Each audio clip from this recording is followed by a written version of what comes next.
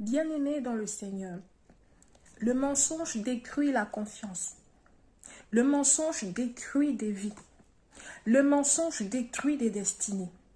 Si tu as fait un faux témoignage à l'endroit d'une personne, c'est du mensonge.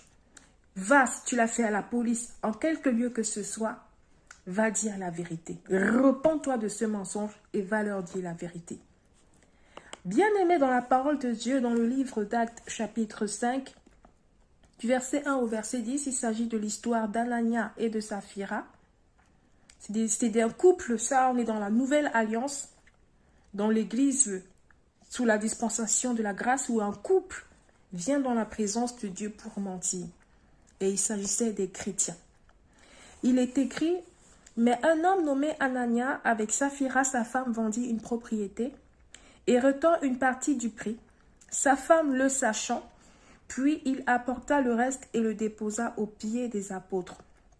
Pierre lui dit, Anania, pourquoi Satan a-t-il rempli ton cœur au point que tu mentes au Saint-Esprit et que tu aies retenu une partie du prix du champ?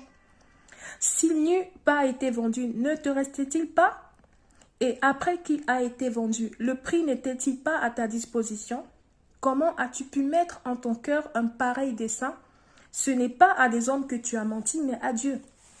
Anania, entendant ces paroles, tomba et expira. Une grande crainte saisit tous les auditeurs. Les jeunes gens s'étant levés, l'enveloppèrent, l'emportèrent et l'ensevelirent. Environ 3 heures plus tard, sa femme entra, sans savoir ce qui était arrivé.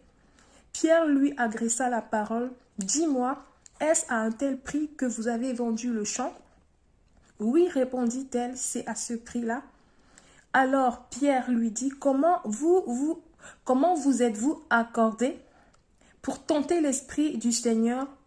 Voici ceux qui ont enseveli ton mari sont à la porte et ils t'emporteront. » Au même instant, elle tomba aux pieds de l'apôtre et expira. Les jeunes gens étant entrés la trouvèrent morte. Ils l'emportèrent et l'ensevelirent auprès de son mari. Amen. Bien-aimés, c'est vraiment une tragédie pour le corps de Christ. Aujourd'hui, des gens qui mentent dans l'église, des serviteurs de Dieu qui mentent au pupitre. Bien-aimé, si c'est ton cas, repens-toi. L'histoire de Anania et Saphira doit nous apprendre à craindre Dieu davantage. Et en tout point ou en toute occasion, si tu as été complice d'un mensonge, toi aussi tu as menti, repens-toi. Et va dire la vérité, parce que Dieu, il est dans sa parole.